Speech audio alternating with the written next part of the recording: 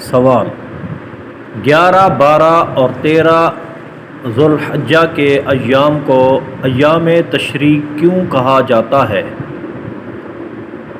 جواب: گوشت کے ٹکڑے بنا کر انہیں دھوپ میں خشک کرنا تشریق کہلاتا ہے۔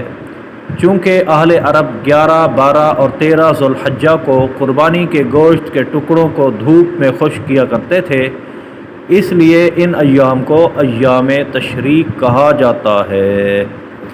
رد المحتاج جلد 3 صفحہ 71، مکتبہ رشیدیہ کوئٹہ، المنجد صفحہ 523، دارالاشاعت کراچی۔ قربانی کے احکام صفحہ 255، والضحیٰ پبلیکیشنز۔ صلو علی الحبیب صلی اللہ تعالی علی محمد صلی اللہ علیہ وآلہ وسلم۔